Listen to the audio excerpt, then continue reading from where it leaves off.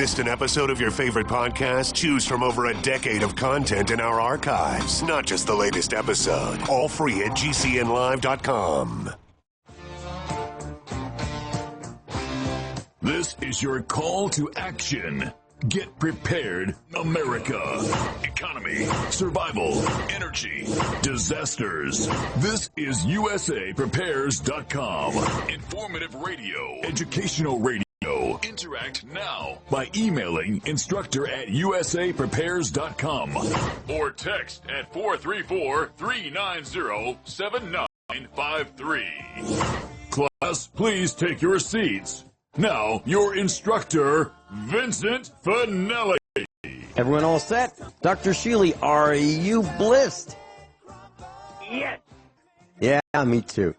Dr. Shealy, it's great to hear your voice. Now, I was thinking about that, your voice, over the weekend. And I remember Walter Cronkite on the news back in the 60s, 1960s, as a news anchor. And as bad as the Cold War was, when you heard his voice, it was reassuring.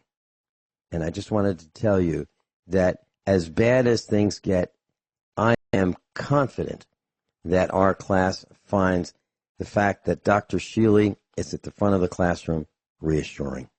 And I really mean that. I'm not exaggerating. Well, that's an ultimate compliment. I appreciate it. Interestingly, Vince, I have a very hypnotic voice, at least. But growing up, I always thought it was rather weak. It's not sort of hyper-masculine. My grandfather was in World War I, and he was gassed. And after he was gassed by mustard gas and chlorine gas, his voice was a whisper. So if he had to raise his voice, it would be kind of a little bit a louder whisper, but it'd still be a whisper. However, the words that he chose to use were very powerful, and they didn't have to be loud. They were masculine, and so I don't think I've heard people with loud, booming voices, but they're not necessarily empowering. They're not necessarily accurate. They're just loud. And there are plenty of loud noises. But your voice, when I hear your voice, it is one of knowledge. It is one of power. It is one of compassion.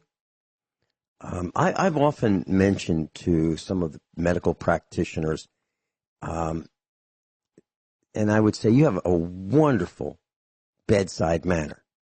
And what I mean by that is when people are terrified, absolutely terrified, there are those people who, just by entering the room, it's a calming effect.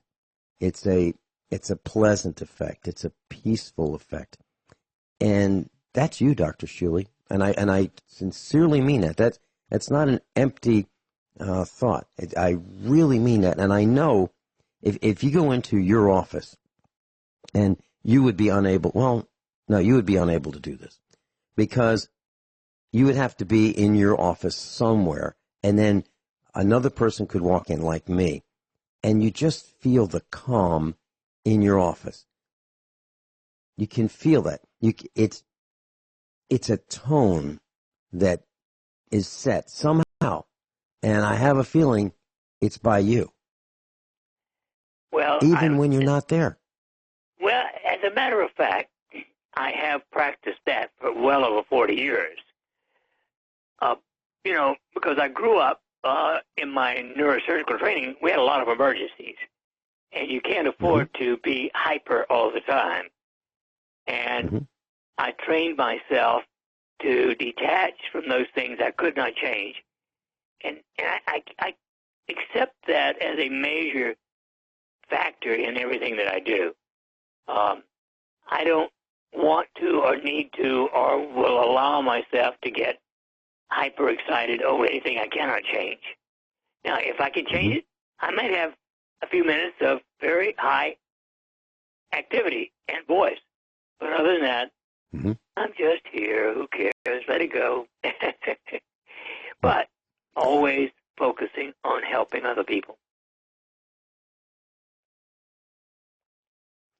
I wanted to ask you, in this line of thought, when you interview someone to be part of your medical practice, are there things that you look for in the person whom you would be hiring to it's sort of be working with you?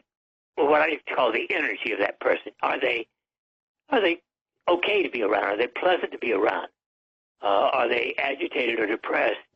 I don't want anyone here who is hyper agitated or depressed. And those are the big things. And obviously, are they kind? Mm-hmm. Yeah, and I know that when I interviewed people to work with me in previous settings in my life, if they're going to work in my department or be a direct report to me, I could, within the first 2 or 3 seconds, there was a cut, meaning go, no go.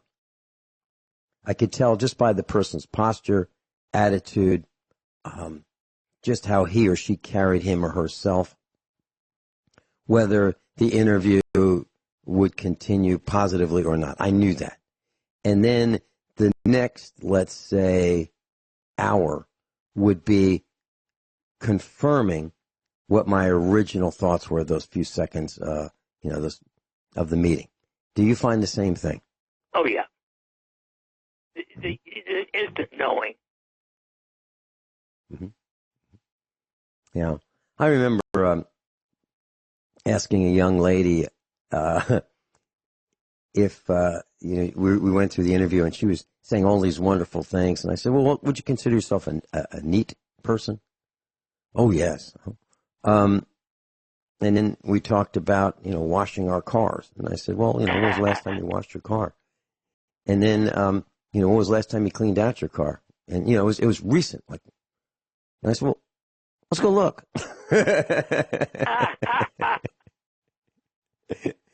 I'd love to see it. So those are things that I did. But, that was just to confirm or reconfirm either my thoughts that this is a go or a no-go. I mean, Dr. Shealy, you mentioned, I believe, that you were not totally impressed with all of the actions of a guy by the name of Bill Gates. And there's an article. That's an understatement. Yeah. Well, I wanted to make sure I got it close to being correct.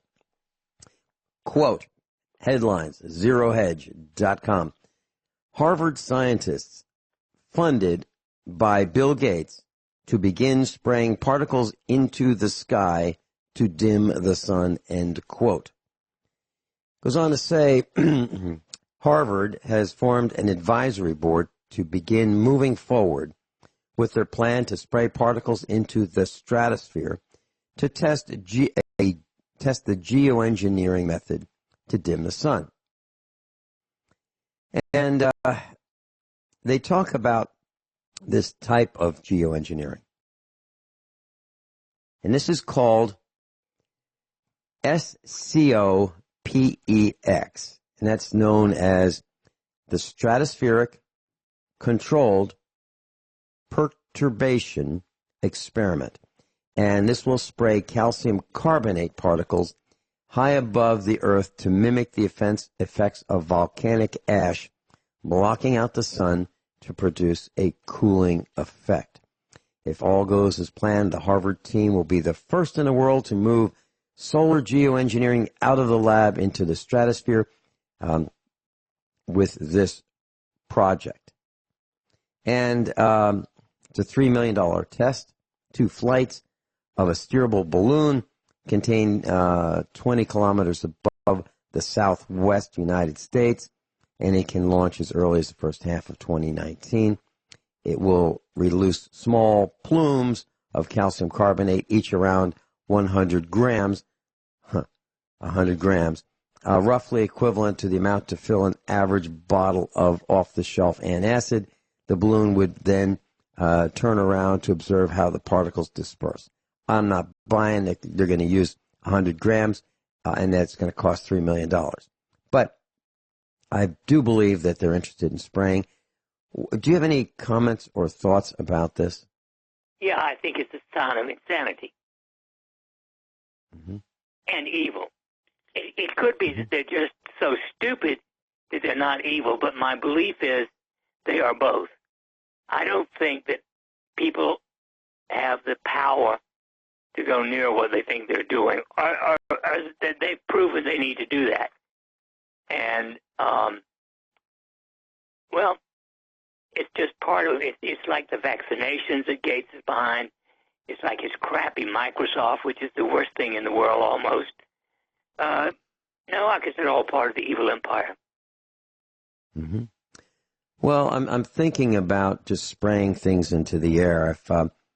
If a guy's got a auto body shop and he decides that he's going to sand and spray paint, he has to have a specific spray booth with filters and specifically filtering before venting out into the atmosphere. And this is some small shop that wants to spray automobiles, with paint.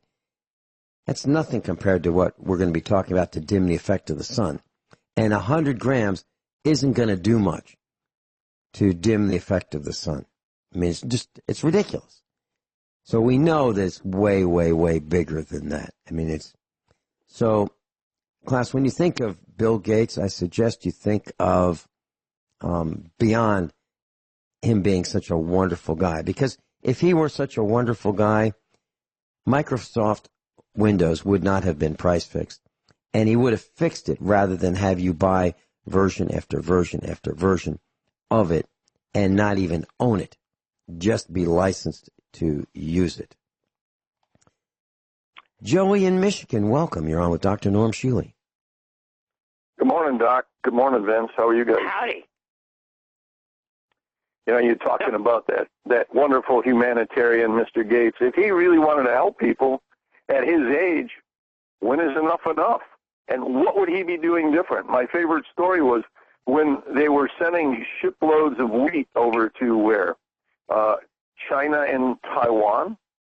I'm pretty sure this is like 4 years ago, one of Rick's last seminars in Lebanon. And, just interesting. They wouldn't accept it. So being the great humanitarian he was with the GMO'd food, he purchased that and sent it to Africa to help those people. What a good guy. It's like sending rat poison over when you got large quantities of decon. Yeah. Please, it just gets me mad when you say stuff like that about a good guy like him. Well, I don't think I was saying good things. I know. I wasn't saying good things about him. I said that facetiously, Vince, and you know exactly how I think. No. But why I'm calling in today, and the question's for Doc, trying to understand quartz crystals and, what they do, why people would put quartz in a room or crystals, and even like the little pouch you sell, Norm, with the sapphire crystals, how that holds the energy and radiates the energy. So when we get back, maybe we can talk about that. Sounds great. We got Dr. Norm Shealy in Missouri. I'm in Missouri, and Joey's in Michigan. 3 instructors. We'll be right back. Dr. Norm Shealy's with us, medical doctor.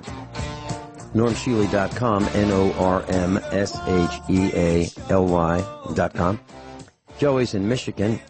Joey had some questions about crystals and different kinds of crystals, sapphire, quartz. And Joey, is your question, how do they work? What do they do? Do they store energy? How do they store energy? How do you clean them? Is that what you're saying? All of the above. Okay. And how do you pick them? And how do you know the ones you pick don't have possible radiation or negative effects to them? But I don't know. Okay, Dr. Shealy. I don't know any nuclear radiation from sapphire or quartz. And I do know that both of them, especially sapphire, but both of them enhance electromagnetic energy in general.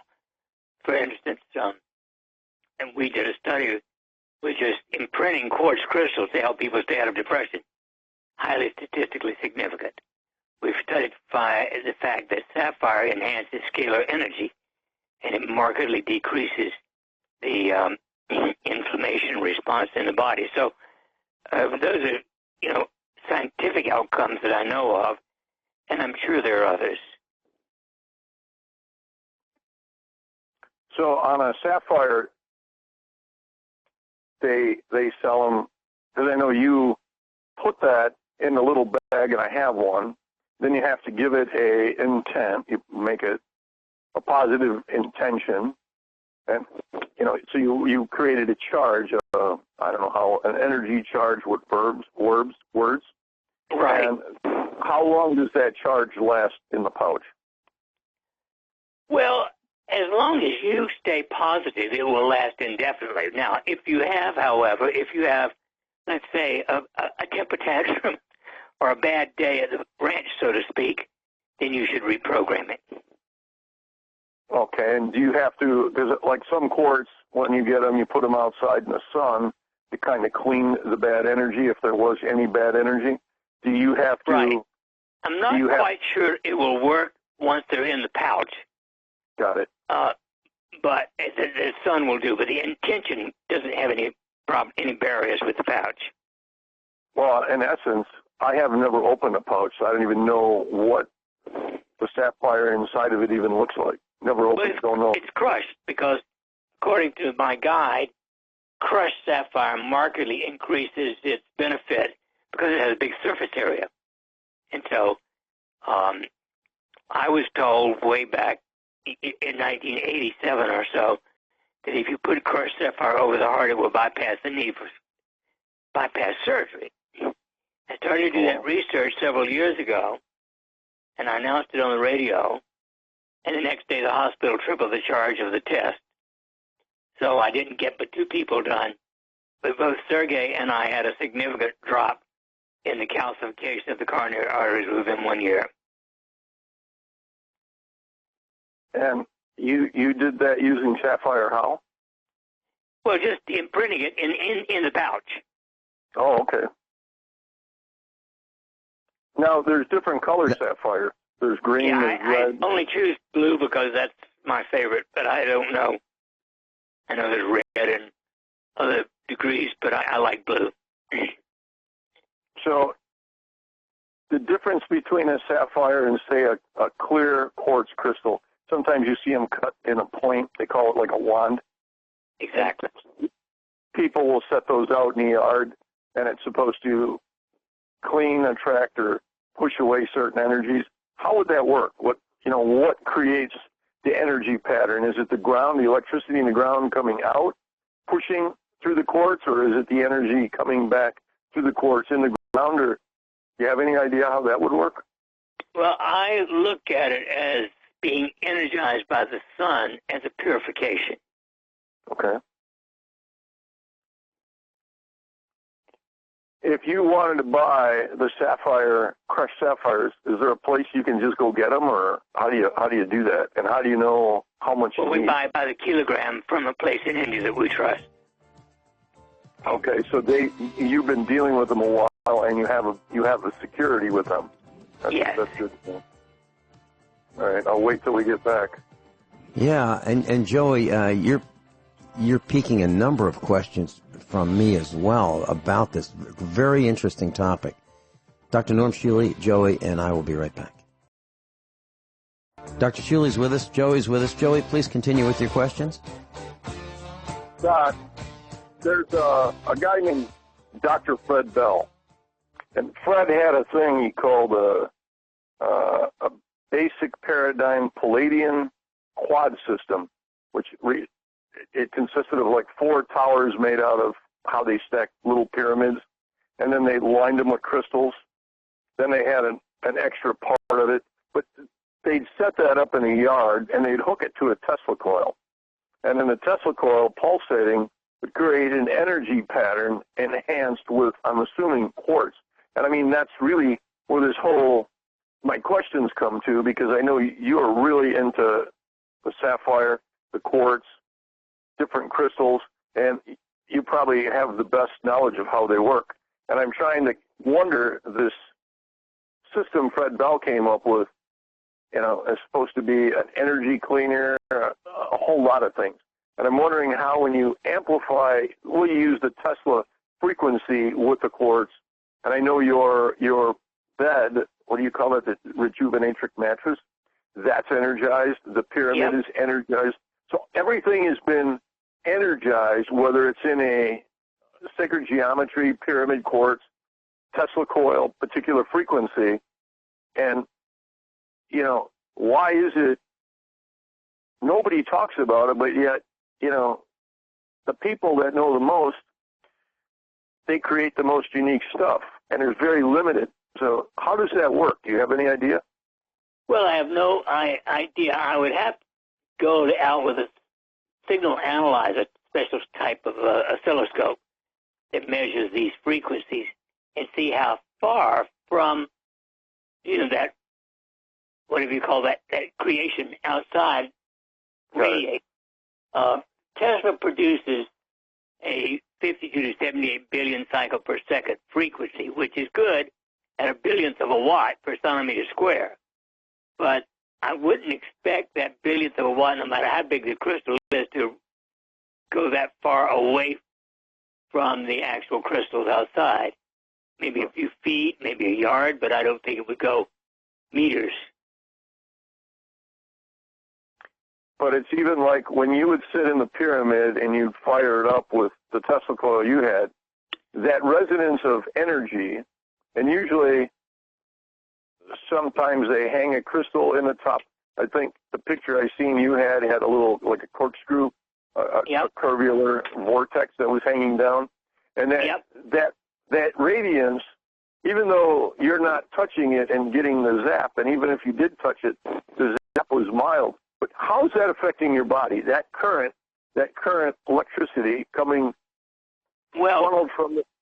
In general, you do not lose frequency. You lose quantity. If your battery, in other words, of that energy is weaker. And what sitting in that pyramid with the Tesla coil does regrow or regenerate your telomeres, but you have to do it every day for a year to get 3.5% regrowth. Now, if you're 2 feet away from the pyramid, even with a Tesla coil going, you're not going to get anything. So when you're sitting in that pyramid, do you want to be touching that spot? No, you don't need to touch. It would shock you to touch the copper, but the whole atmosphere, if you will, in there is filled with that energy. Now, for instance, when I created a gigatens unit, it puts out those frequencies. Well, it puts out those frequencies through the electrode, but you get an inch away from it, and, it's not putting out much at all.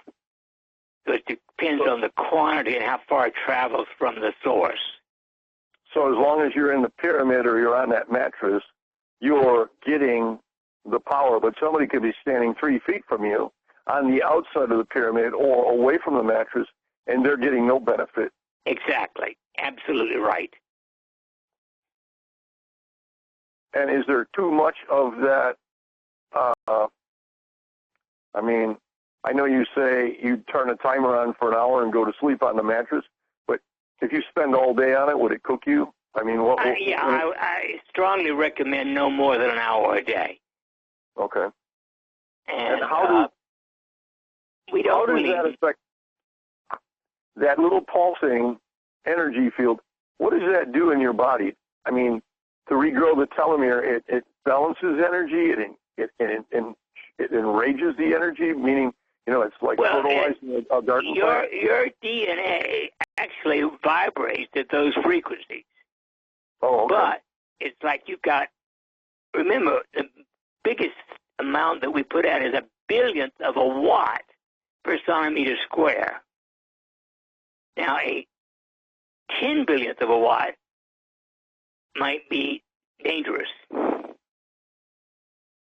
Right. It's not like taking and hooking yourself up to an arc welder. Exactly. And you're not suggesting anybody just take any electrical appliance, but if you have the proper Tesla coil and it's properly balanced and you had the scope that you have to test it, then you would know what the proper balance is, and that particular field then causes your cells to rejuvenate. I mean, is a simple word. Well, that's correct. I mean, see, every year, if you have good health habits, your telomeres shrink 1% of length. And if you have crappy habits, they shrink a lot faster. So the average American lives only 78 years instead of 100 because of unhealthy habits. But by doing this, if you've got good healthy habits, it actually will regrow the telomeres. So we believe that using this kind of technology, you could extend life a significant number of years beyond 100. But if you use too much of it, I would not advise it. And you've been using that system for how long? Let's see, 3 from 9, it's 16 years. Oh, really? Well. And again, what little bit I know about energy, because your body's energy, none of this works if you have an acidic body, you don't have the proper minerals, and you don't have the proper vitamins. So it's only when you, right, and you can have all the vitamins in the world and be acidic, they don't work. You can have all the minerals, no vitamins, and acidic, and they don't work. But it's when all three come together, you know, and then amplify it with a little bit of the Tesla frequency, that seems to be the magic potion. That is correct. And that's been known since about 1925. George Lukoski was the first person to demonstrate the benefit of exposure to those frequencies. Let's just say there's a grid down scenario, and maybe there's not electricity and you can't use it. What would be another plan? Because there's got to be excess energy in the soil. You see different movies about Tesla, and they show where he stuck light bulbs in the ground, had a wire going, and all the lights were lit without an extension cord to each individual bulb. There was the energy in the air, the energy in the ground. How does that work? I don't know about the ground. I know that outside, if in just being outside, there's a 1/10 of a billion, not a billion cycles, not a billion, but 1/10 of a billion of the same frequencies from the sun. So somehow the Tesla was able to harness, if you will, that energy, and I don't know what he did in addition to putting a pole into the ground. What kind of machine he used to amplify, if you will, or create the electricity. Well, and I will assume before there was electricity, that's why they had quartz crystals. That was the amplifier. They used that to radiate energy. I mean, and when you use quartz or sapphire and you add the energy, that just makes it that much more potent? Yes, I think so. Okay. What do you think about that, Vince? Oh, I've got at least 3 questions, but here, let's start with,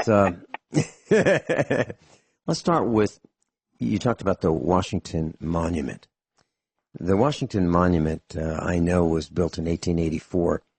That's 135 years ago. I know that it's 555 feet tall.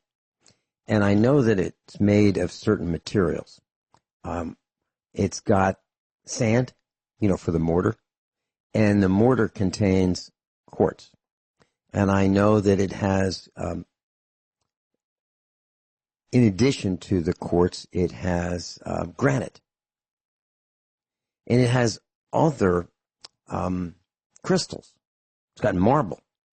Marble is a crystal. Quartz is a crystal. Granite is a crystal.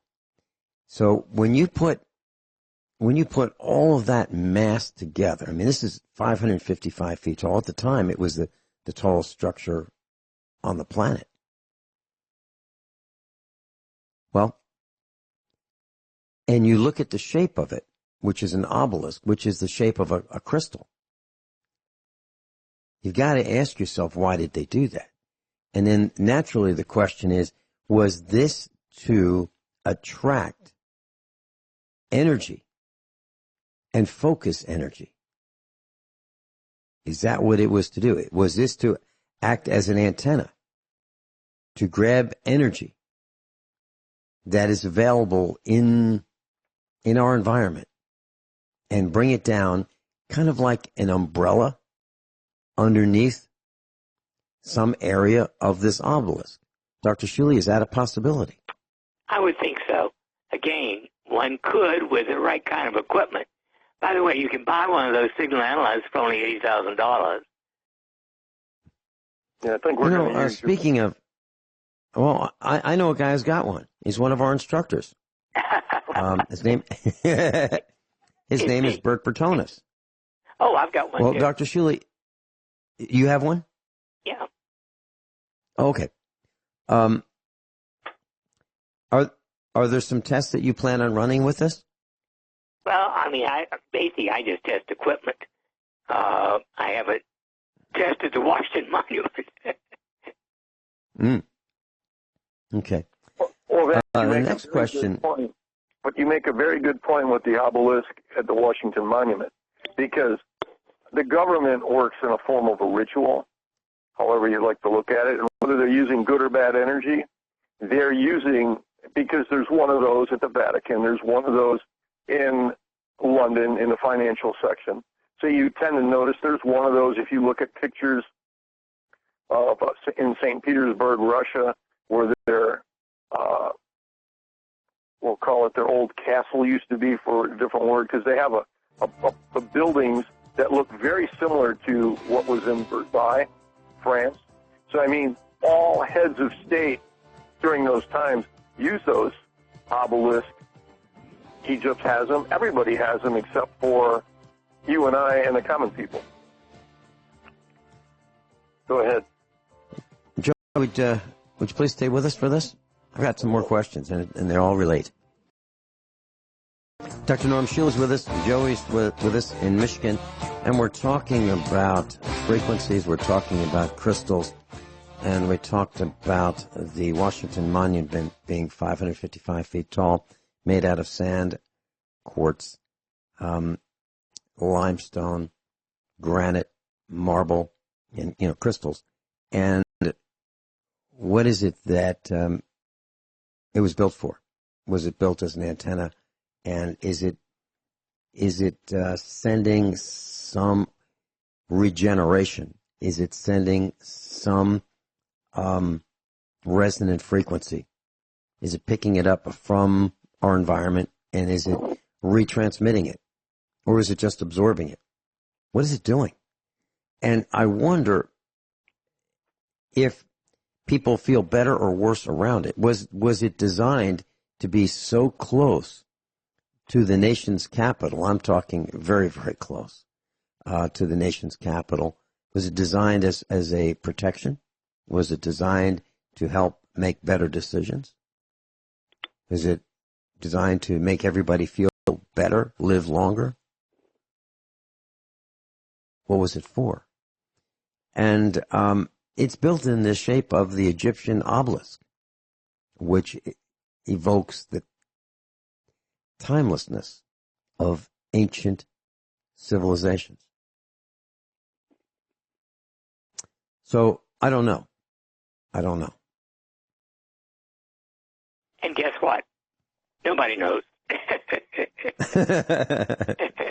No, somebody knows, because they built that for a reason. They didn't just build it because it looks nice.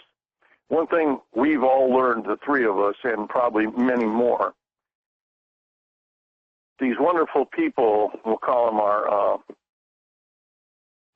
our wranglers, they do everything not for our benefit, but for their benefit. Because, you notice everybody in the government, they don't take a shortage of money on their own. They let everybody else carry the burden, and they feed. They're the gluttons. And people are just getting enough. They're getting tired but it's really too late to do anything about it because it's like a tumor or a cancer that's way out of control. Sometimes the easiest way, how do they say, when a parasite will eat its host, and then after the host dies, it dies because it killed itself. Well, that's what our government's doing to itself through its people.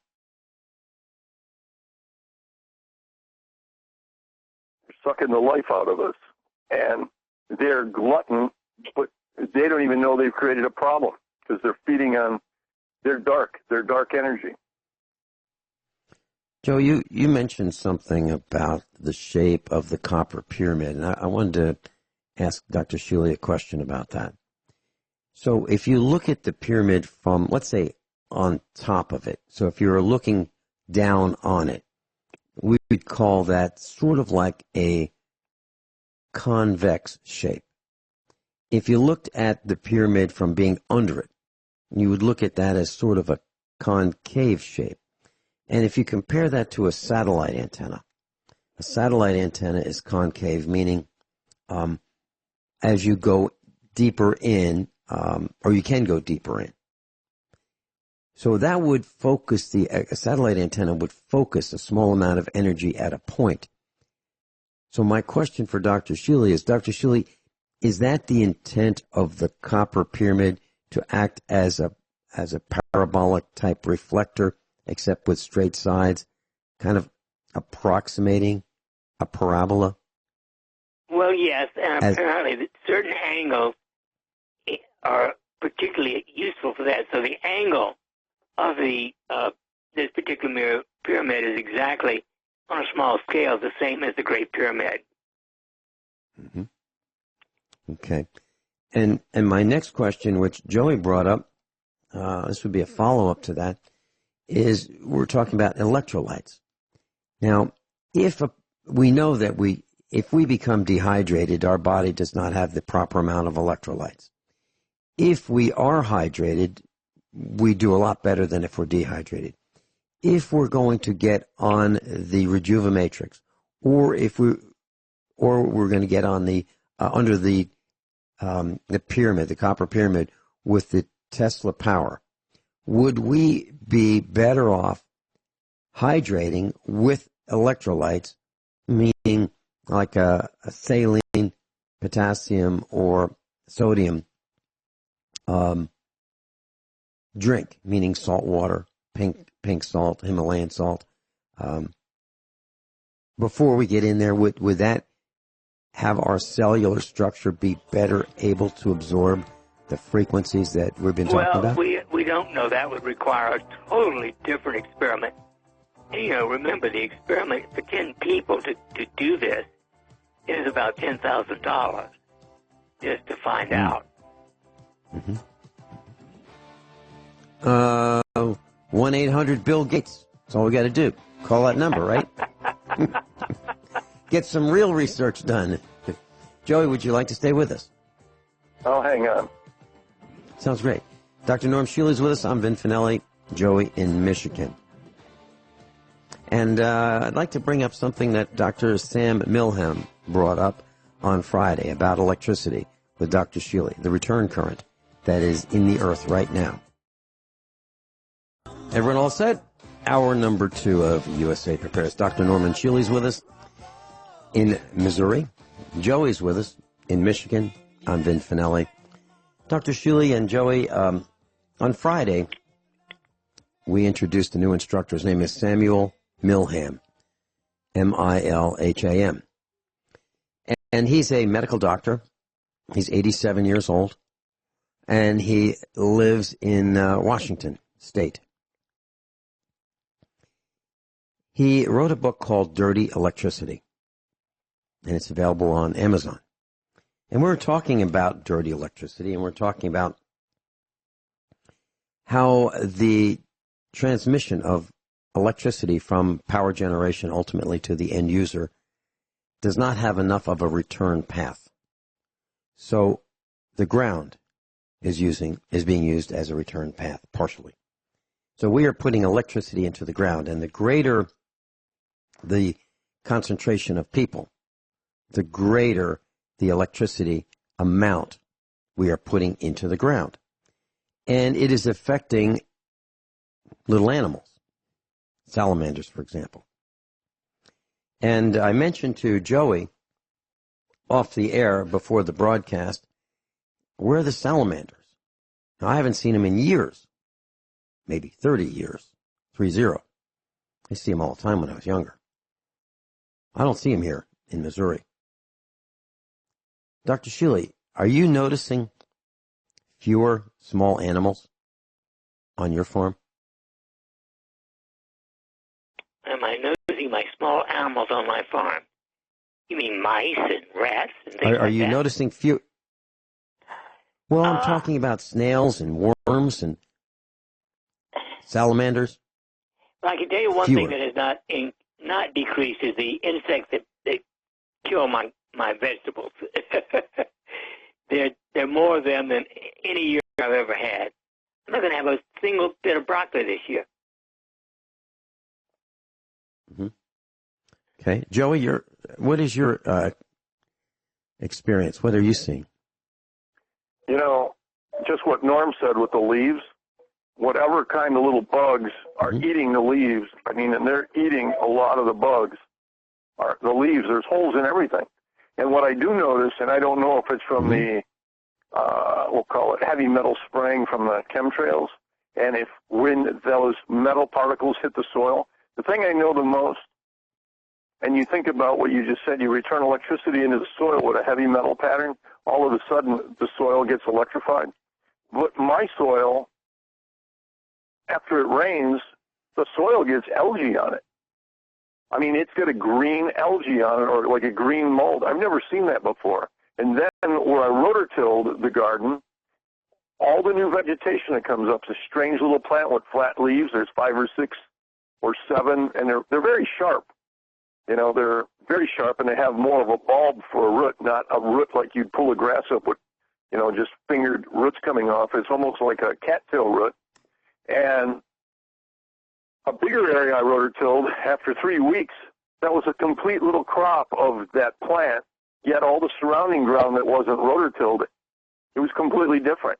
It had normal grass, normal weeds that you would see, but it's very strange. So, yeah, I'll agree with you with that, Vincent. I just don't know what that means, because the microorganisms in the soil aren't there to feed the plant as well.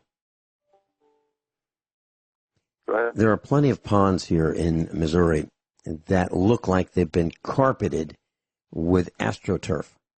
The color of astroturf, that kind of a strange green color. There is algae on top of these ponds that's that color, and it's as thick as carpeting. It's not like a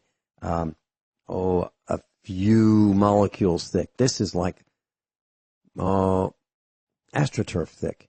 Are you seeing that in Michigan? All over. That's the UV killing the algae in the water. It's amplifying it, and then that floats to the top. That's where that's coming from. The UV is much Dr. Shealy, are you seeing that on your... Yeah. Go ahead. Are you seeing that as well, Dr. Shealy, on your ponds? I actually don't see much algae on my farm anywhere. We don't have any water. Well, we've got it. Okay. Well, we've got a lot of ponds here, and we've got some around us on other farms that we can see from the road. And they've got this thick green carpeting. And on the rooftops, I noticed a dark brown to charcoal gray. Looks like mold. It's only on the northern sides of the roofs, you know, that don't get sunlight. Are you seeing that, Joey? Yeah, also not on just roofs. Next time you go to any town where there's a giant water tower, look at the base of the water tank, up in the air. You know, they're usually up in the air a couple 100 feet. Look at the bottom. It's all black, or at least it looks black from the ground. And there's air on all 4 sides of it, and it's still growing a mold or a bacteria on it.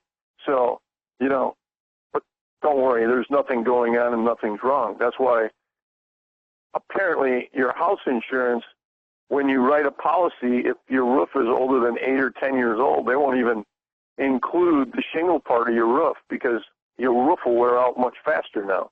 And they're already finding that out. So you're getting a new education you don't even know about. That'll be when you need the roof, and then if you have to tear the shingles off, it's twice as much money, and then it's a hidden expense you weren't anticipating. Joey, are you seeing a difference in the mold based on the color of the substrate? So, for example, it would be easier to see black mold or dark-colored mold on a white surface. Do you think the color of the surface has any impact with the mold? I don't believe that. Do you remember a few years ago we were talking about the mold on wood? You had brand new wood you set inside your barn and it was getting the mushrooms on it. You know, and it has something to do what's in the air. What do you want to call it? It's almost like we're being terraformed as a planet. We're being prepared. I've seen more snakes this year than I've ever seen, and snakes like I've never seen. Different color patterns. The one particular property, 24 years I've seen one snake. This year I've seen 3. And luckily the one got hit by a car and the other one got hit by a long-handled shovel with a yellow handle on it. And I think I was holding on to the handle. And that was in, yeah, right. That was in the last week of April, which you never will see a snake in April. And it was 2 snakes, a big snake and a little snake. Have you seen a black snake with red dots all over it? I saw that recently. I never seen that before. No, but I had black checks on its belly, like black little, they're not completely rectangular, but they're not exactly square. And that thing was striking at the shovel. And I was telling somebody, and they said they listened to a radio show. The guy says, as the solar anomalies occur, it's something about snakes and insects are going to get a lot more aggressive. But I've seen these snakes, a neighbor of mine, or a friend of mine, not neighbor, he says he bumped into a snake the other day. He says it was 6 feet long. He says, but the belly was 5 inches around and the head on it was as big as his foot. And he wears a size 10 shoe. And he says, snakes don't bother him. I'm not fond of them. But I says, why didn't you hit it? He says, I didn't have anything, and all I did is run the other way because I've never seen a snake. Usually a 5-foot snake is 1.5 inches around. This thing, he says, was 5 inches. And I know he's not exaggerating because what little did I know about him, he's very up and up when he's making a description, telling you how to do something. He's always more than fair. So a snake seems to be a new issue around here in more of an abundance. You seen any of those by you, Ben? Okay, the reason I'm not that large. However, I have seen some snakes, and I think more of them. And the reason that I mentioned the dirty electricity is I believe that there is a relationship between the amount of electricity we are dumping into the ground and the number of animals that are coming out of the ground. And they're furious. They're angry. They're angry with us. We're messing up their homes. And they're taking it out on us. I looked up the number of snake bites in the United States. It's gone up 10% since last year, 10%. Wow. There are more snake bites. Now, why is that? Is it because we're picking on the snakes? I think we're invading their homes with electricity or something, and they're coming out of the ground. I think that's the case. Well, and I know, what do you want to call it? It's not, the word's not oxygen, but say we're within a shell, the energy in the shell is different. You know, like after a thunderstorm, you notice how dark green the leaves get from the electrical energy in the air.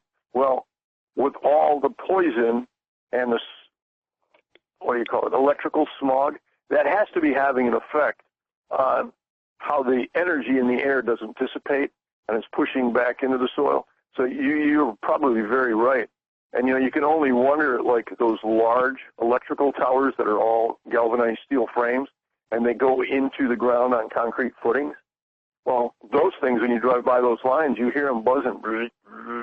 I mean, it's pretty scary. You can feel the vibrations coming off the wires.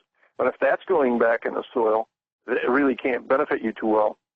So, I mean, you're right. This is a whole perception I hadn't even given a thought to.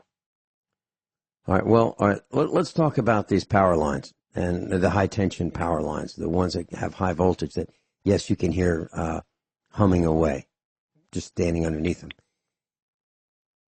Dr. Shealy, I'll bet you remember this, that if you take a 4-foot fluorescent light bulb, the kind that we used to have in office buildings, even in basements and garages, or if you took a longer one, an industrial 8-footer, that's the kind we have in our garage shop and in other locations throughout our farm, these 8-foot long fluorescent tubes. If you take one of those and you hold it in the middle, underneath these power lines, with nothing attached to the fluorescent light bulb, just nothing, just your hand holding it in the middle, and you hold it up over your head, parallel to the electric lines, it'll light up. Dr. Shealy, have you experimented with that? Have you heard of that? Well, actually, that's the way I test my Rejuva matrix. When I activate the Tesla coil that runs the Rejuva matrix, if I just hold a little 18 or 24 inch, probably 18 inch fluorescent tube in my hand, and it'll light up near the mattress. So, Joey, have you experimented? No? I never did that, Vince. I'm going to try that. Okay. Well, the 4-footer is a good place to start. All right, we'll be right back with Dr. Shealy and Joey. Dr. Norm Shealy's with us, normshealy.com. Joey's with us in Michigan. When I was talking with Sam Milhelm, we were talking about alternating current in the United States, North America. And we use the 240-volt split system, split phase. So what that means is you have two wires coming into your house with a ground. And coming into your service panel, your breaker panel, your fuse box, you've got 3 wires. One wire is called black, one is white, and the other is the ground. If you go black, red, and the ground. If you put a voltmeter between the black and the red, you'll get 240 volts AC.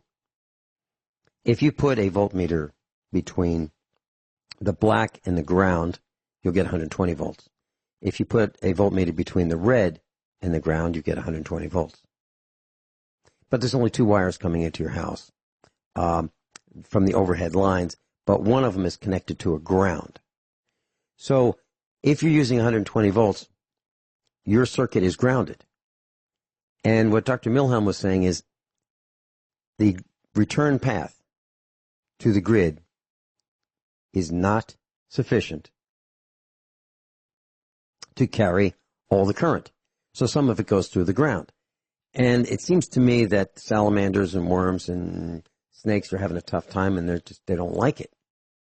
Cows, we've heard the stories of cows dancing because they're being shocked through their hooves. And what Dr. Milhelm said was really fascinating. He said that concrete slabs are on dirt. Sometimes there's a layer of plastic between the, let's say, gravel, then plastic, then concrete on top. But a lot of times concrete slabs are just poured on the ground.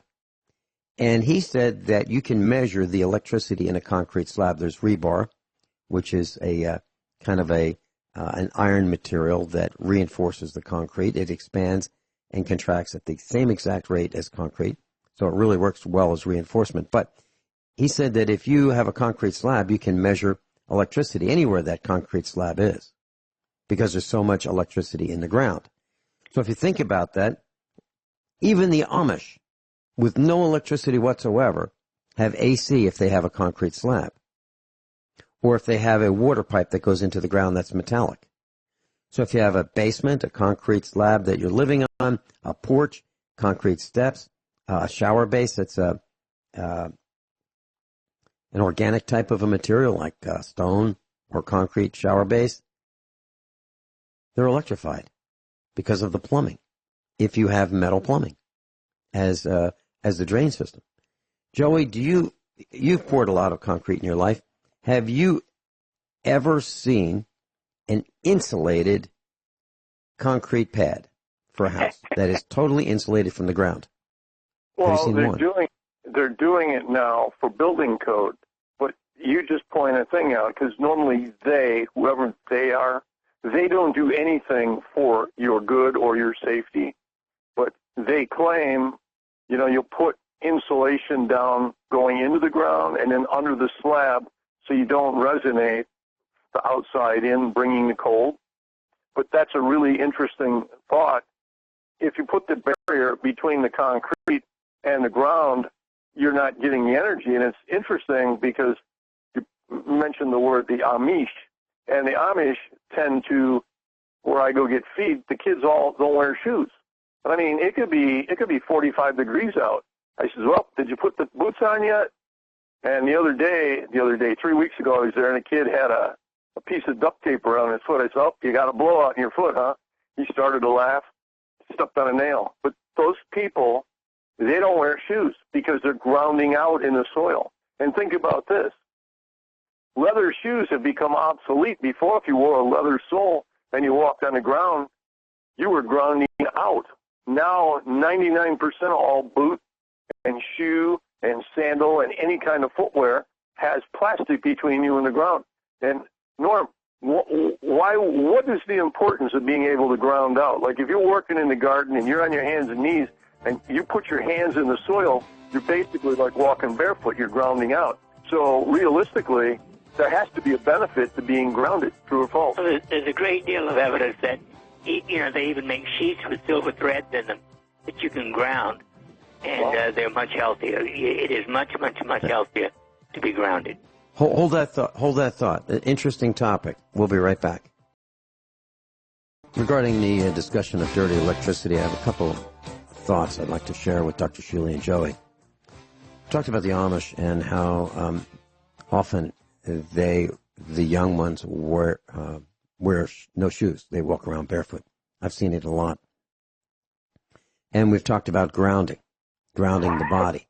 And I'm wondering if there's a difference between then and now, meaning before the amount of electricity put in the ground has doubled and tripled as compared to now. Was it better to ground then when there was less electricity in the ground, or do we still need to ground our bodies? But here's the thing. So the National Electric Code, which applies all over North America, says that you will ground your electrical AC system with a ground rod.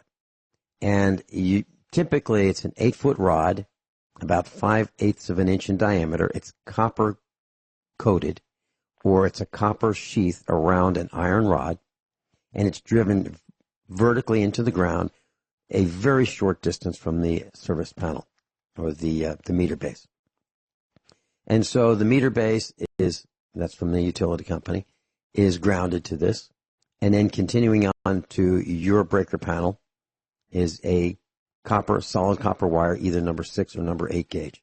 So it's all connected. Your wiring is connected to the ground rod. But there's some new thoughts about grounding. And in concrete is usually placed rebar, which is this iron rod with a rough surface on it. And it's embedded in the concrete. Now, when you put a concrete wall in, you put a footer into the ground. You dig out an area. That's the deepest part of your concrete wall, or basement wall, or short wall around your home. There's a footer, and in the footer are typically 2 pieces of rebar. And what the new thoughts on grounding are, if you weld together those 2 rods, and then you run a stub up that's welded to that can be your ground. Instead of driving a rod into the ground, you can use the rebar, as long as it's greater than 20 feet long, that's already in your concrete. Now, this is not in the ground. This is embedded in your concrete. And what is thought to be the reason for this is the moisture in the concrete in the ground will carry the electrical signals, whatever they are, stray electricity, dirty electricity, into the ground, as a ground rod would. So now no ground rod, but using the rebar in your walls, in the ground, and in the footer in the ground, supporting your walls, as long as they are welded together. Joey, have you heard of that? That's an interesting thought, and I never have heard of it. And the only question I have is, if there was an EMP, would that surge and run through the maze of the welded rod in that structure and cause the rod to explode? So I was listening to a thing about EMPs, and I knew overhead wires were affected, but all underground wires are affected. And the underground wire will just catch on fire. And they were saying when that Carrington effect occurred in the 1890s or whenever it was, all the telegraphs caught on fire, and there were just telegraph lines. No buildings had power into them other than a wire from the telegraph. And today, your house is wired, everything's wired, the appliances coming down a driveway, if it's underground service, there's wire, wire, wire everywhere. So what kind of ball matrix of intense electricity will occur if a Carrington solar eclipse hits the wires? The Carrington effect was 1859, and this was a plasma release from our sun, and it was hurling toward Earth. And electricity is looking for the fastest way to get to the ground. But the telegraph wires were suspended, insulated on telegraph poles with glass insulation, glass caps as insulators to keep the wires from contacting the telegraph poles. So there were hundreds of miles of these telegraph wires suspended in the air, which was like a huge antenna array. And when this electrical... That wire that they used for telegraph, they probably didn't have a coating on it, true or false? I'm just thinking 1859. No, it was probably bare wire. Now, that was before plastic. And the early wire had tar and cotton as an insulating material. So it was a cotton impregnated with tar covering. So that was way before rubber, way before plastic. And that was the insulation material. And that was used in the old Romex style wiring in houses as well. But I believe that it was all bare wire. And actually, that doesn't make a difference, because you can have an antenna for a receiver that is either insulated or non-insulated. It really doesn't make much difference at all. Hardly any. The antennas that I've made for ham radio frequencies, that's standard 12-gauge wire. It can be insulated or not insulated. Hardly makes a difference. Probably not even measurable. So, for the purist, it would be bare wire. But back then, it was bare wire, suspended, drawn semi-taut across these power poles or telegraph poles, and they acted as an antenna. And then what happened was, when this energy hit the wires, this antenna, it was looking for the shortest way to get to the ground. Some went to the left, some went to the right, and it set on fire the telegraph stations, which were made out of wood, because that's where the energy ended up, right there at the ends. So what you're saying, I believe, is that that's just a few antennas, even though it's hundreds of miles or thousands of miles. That's nothing compared to the hundreds of millions of miles of wire that we have suspended right now, not including the antennas in our houses, in the walls, which we'd call that Romex. Right? Well, you're right. It's a very, very scary scenario. Mm-hmm. Absolutely, and that's why all of our house wiring we use main panel and sub panels. Every single panel has a surge protection device embedded in it, So each panel and each sub-panel has surge protection that goes all the way back to one ground. One ground. However, that ground is the same ground that everyone else is using. It's called earth. Actually, it's called an earthen ground. It's really what it is. So that's the way our wiring system was designed, and there is no way around the code. I mean, if you want your wiring to meet code, that's what you have to do. You have to ground it. And if you look at the power poles have a ground wire that runs from the top of the power pole straight down the side of the power pole. It's a heavy gauge copper wire, solid conductor, goes all the way down the hole to the bottom of the hole, and it spirals at the bottom of the base of the power pole. It goes round and round and round to make a concentric ring. And that's it. That's the ground for that particular power pole. And the next one, it's got the same thing. And the one after that, same thing. So all of these power poles are grounded. So we're putting ground electricity in the ground every 300 feet, or even closer than that in the cities. It's everywhere. So we're putting electricity in the ground. And I really mean that, or I believe that this is what is causing some of these little animals to say they can't stand it anymore. It'd be like a loud noise in the ocean of these submarines pinging and pinging and pinging, driving the fish out of the water, causing beaching of whales, because they can't stand it. What do we do when we can't stand the sound? We plug up our ears, but what if we can't get away from it? Well, they can't get away from it unless they beach themselves. Dr. Shealy, your thoughts? Well, I would like to know how far, let's say, the electricity grounded by poles across the land, how far it spreads out in the ground. In other words, we don't have any high power lines on our farm, but we have lines that are maybe 150, 200 feet from the house. And if I looked at the soil around the post of those things, which don't have any wires that I know of, but would I find a difference in the soil content near the post and 100 feet away from them? Okay, are you saying that the power poles that run from the road along your driveway, is that what you're talking about? Yeah. Okay, well, all those poles have grounds. You probably just don't see them. It's a small copper wire, thinner than the diameter of a pencil.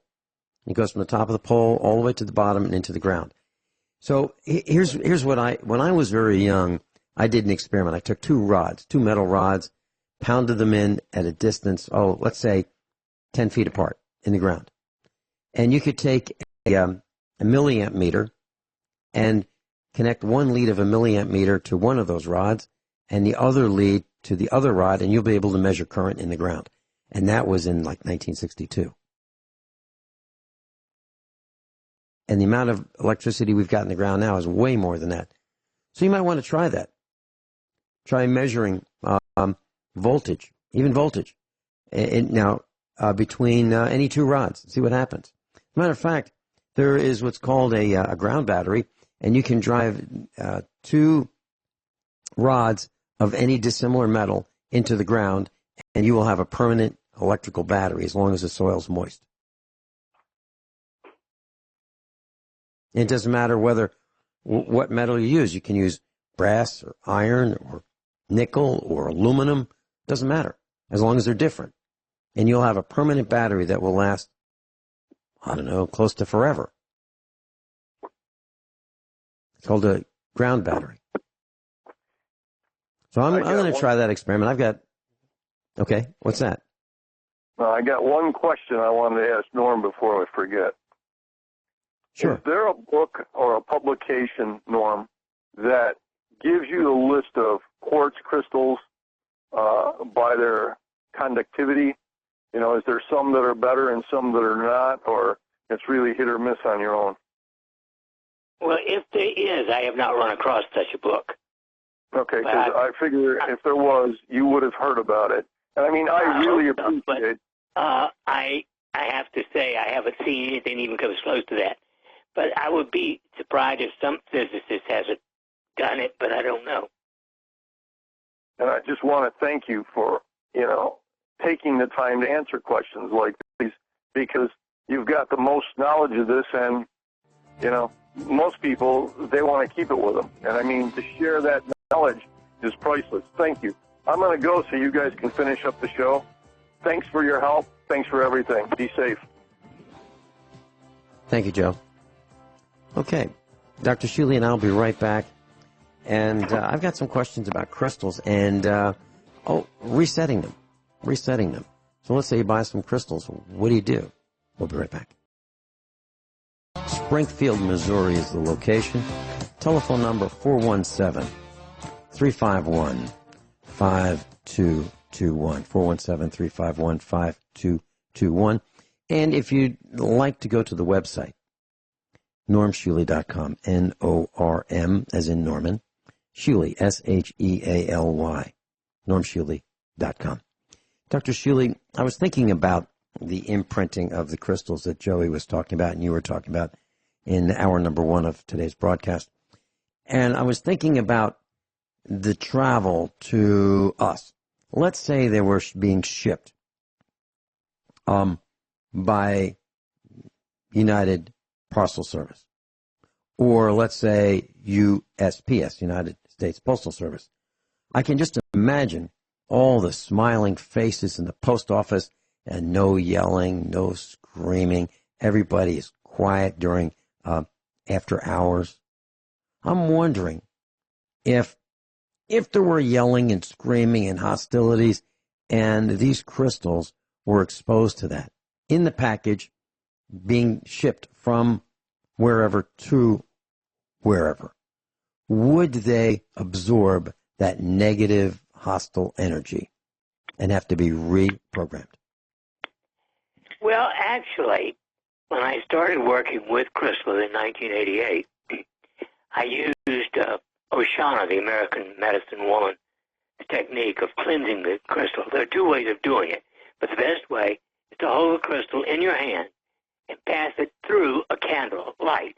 So I just sweep it both ways through a candle light with the intention of cleansing all stored energy that's already in the crystal.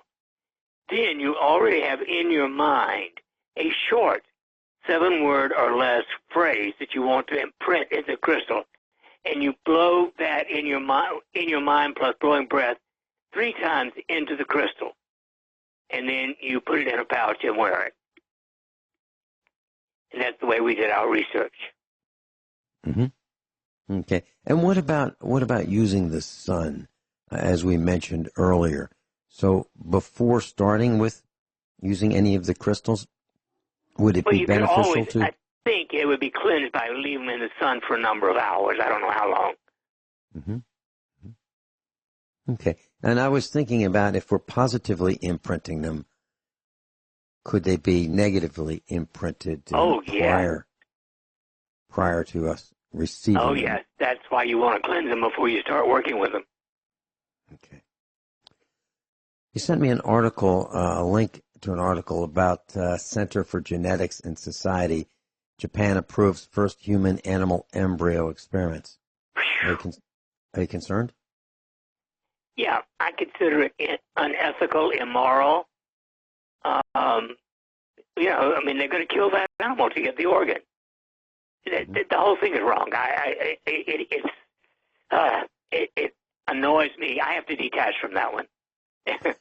I consider it part of evil. It reminds me of Teddy Roosevelt, around the early 1900s, and he was involved in a Cuban invasion, and more of his men were killed than in any other battle, and he was proud of it. He was proud that he had more of his men killed at one battle than at any other time. And Mrs. Finelli and I were talking about this, and how can you be proud of that? And then the slaughter, the absolute slaughter of wild animals. He was so proud. He went to Africa, and he killed elephants, and he killed, giraffes. How is it possible to even put the a scope or a bead of a sight on a giraffe or an elephant. How is that possible? And be proud of killing those animals.